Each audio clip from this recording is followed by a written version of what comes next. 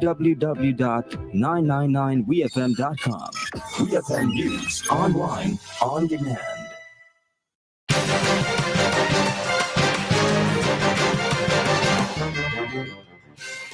Good afternoon and welcome to WeFM's Midday News, brought to you with the kind compliments of Courts St. Vincent Limited. Beckway, get ready! Quartz is back again this Thursday, May 30, under the almond tree, 9:30 a.m. to 3:30 p.m. with bigger and crazier deals. No cash, no worries. Choose Ready Finance. Buy now and pay later. Get in on our doorbuster deal with specials on mattresses, rugs, appliances, and so much more. So Beckway, this Thursday, all day. Quartz is back under the almond tree. So come grab a big deal. Quartz, bringing value home. Welcome back to WeFM's Midday News, brought to you with the kind compliments of Courts St. Vincent Limited. I am your presenter, Rajiv Providence. First, on the local scene, the Raga Soca and Soca Monarch competitions have been recoupled this year. The two premier soca events will now take place on the same night once again after being separated and held on two different nights in 2023. This was confirmed by the president of the St. Vincent and the Grenadines Calypsonian Association, Earl Capper Bennett, during a press conference held at the Carnival Development Corporation's conference room. We hear more from Mr. Bennett. We have the biggest show for CDC, Soca Monarch, and Soca Monarch comprises of soca and raga soca.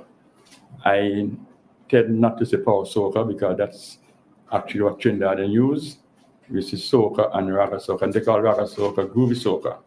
You know, last year that raga soca was twinned with Evo.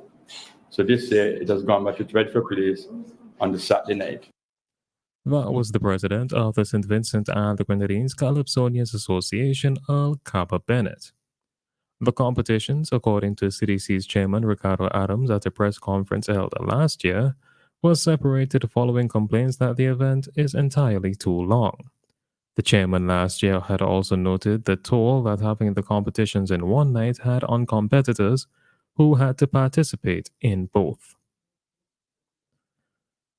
The work of regional and local filmmakers will be on display free of charge this weekend at the Haruna Film Festival.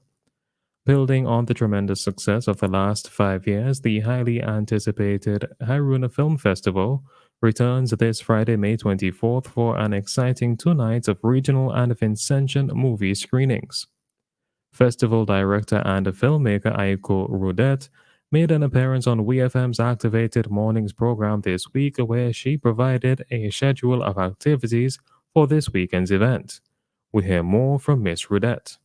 Friday the 24th, we have our opening night, and we're showing 3 short films. And both of the nights, this year it's Friday and Saturday, so the 24th and the 25th. It's happening at Float Beach Bar. Friday we have our opening night. We have 3 short films, one from Haiti, one from Trinidad, and the other one is a UK diaspora film, which is told through the perspective of a child. It's a very, very cool short film. And then we have a feature film that's from Jamaica. So that's Friday. And then on Saturday is when we have our, my favorite night of the whole festival, which is the Vincentian night. And we're showing the work of 10 Vincentian filmmakers, original films that have not been shown. Some of them are not available online even. That was director of the Haruna Film Festival, Aiko Rudet. According to an official release, Vincentian Movie Night will close out the festival on Saturday, May 25th, with a lineup of films that are both thought-provoking and exhilarating. Vincentian Movie Night will premiere the long-awaited film Catman by Grace Peters Clark, the winner of the Haruna Film Lab's 2021 Script Challenge. The Haruna Film Lab is a script-to-screen competition that mentors Vincentian writers and directors and awards them production funds and support. It is aimed at promoting the development of original Vincentian films. Still on the local scene, with all the hype around this year's Vincimas Festival, one challenge that is being encountered is that of accommodation. This is according to Marketing Officer of the Carnival Development Corporation, the CDC, Mr. Esworth Ezzy Roberts, during a recent call to WEFM's Issue at Hand program. Mr. Roberts spoke of a group of would-be first-time visitors to St. Vincent and the Grenadines who will be missing out on the festivities due to difficulties related to finding accommodations. We hear more from the CDC's marketing officer. I got an email from a gentleman inquiring about bringing a group to St. Vincent. Within a few days of him putting out the information within his grouping, because they normally travel to different carnivals, and they have not been to St. Vincent, so they were going to try Vincy Mas this year for the first time. I sent them links to 9 hotels and over 20 Airbnb locations, apartments, guest houses, Airbnbs, and so forth, 20-something. And they were unable to come. He had 60-something person lined up to come to St. Vincent, and they couldn't get the accommodations. So they are planning to do so, make an early move for next year. And I asked him, out of the number that he had, how many were coming to St. Vincent for the first time? And he said practically all of them would have been first-time visitors to St. Vincent. They were mainly coming from Guyana, St. Kitts, some from Miami, and some other places in the USA, mainly. So accommodation was really challenging for us in 2024 of Vincy Mas. That was Marketing Officer of the Carnival Development Corporation, the CDC, Mr. Esworth Ezzy Roberts. Sandals opened their resort at Bocamentare in St. Vincent and the Grenadines, adding 301 rooms to the island. The Holiday Inn Express at Diamond is also expected to be completed soon. That facility is expected to add another 92 rooms to SVG's room stock. On to news in the region. Jamaicans selected for jury duty are to benefit from a 200% increase in the daily stipend, according to Justice Minister Delroy Chuck. The increase, which has been approved by Jamaican Cabinet, will see the stipend moved from $2,000 to $6,000 per day. Chuck made the announcement on Tuesday during his contribution to the 2024-2025 sectoral debate in Jamaica's House of Representatives. The minister told the House that each juror whose name is called for any circuit will be paid $2,000 for each day he or she attends. Those who are impaneled and who serve on a case will receive $6,000 per day, up from the present $2,000.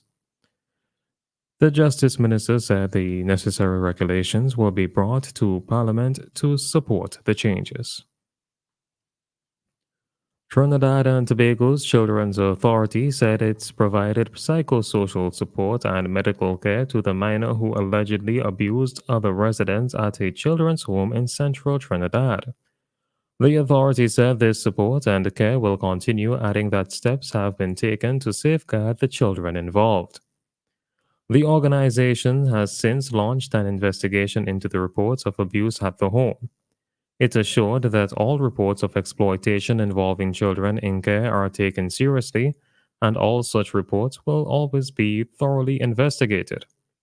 The authority said it will not divulge any details of the child's case to maintain the safety and confidentiality of the personal details of the minors involved. The Trinidadian organization reminded the public of the protocols and laws regarding the rights of the child and their privacy when making public statements, especially where they haven't been officially corroborated. The authority said it's working closely with the Trinidad and Tobago Police Service to determine all the facts surrounding the alleged abuses. On to news on the international scene. Kenyan President William Ruto is on a visit to the United States this week amid efforts to deepen economic and security cooperation between the two countries, as well as launch a long-stalled police deployment to Haiti. The trip comes as U.S. President Joe Biden's administration has sought to strengthen partnerships with African nations amid growing competition on the continent with its top geopolitical rivals, China and Russia. Ruto, who will also hold talks with Biden at the White House on Thursday, is also visiting the U.S. as a United Nations-backed initiative to send a Kenya-led police force to Haiti appears to be solidifying. The UN Security Council last year authorized the multinational support mission, which its backers says is needed to help restore security in the Caribbean country amid years of widespread gang violence and instability. But a recent wave of deadly attacks by Haitian armed groups, particularly in the capital Port-au-Prince, delayed the mission. Now, Kenyan officials say a deployment is imminent as a shaky political transition is on the way in Haiti, and the country's main airport in Port-au-Prince recently reopened. Finally, in sports, Somerset has signed Australia fast bowler Riley Meredith. The 27-year-old has played 5 2020 internationals for his country, taking 8 wickets at an average of 23.50, and has also played in one-day internationals. He will be available for Somerset until at least the quarterfinal stage of the T20 Blast as they defend the title they won last season.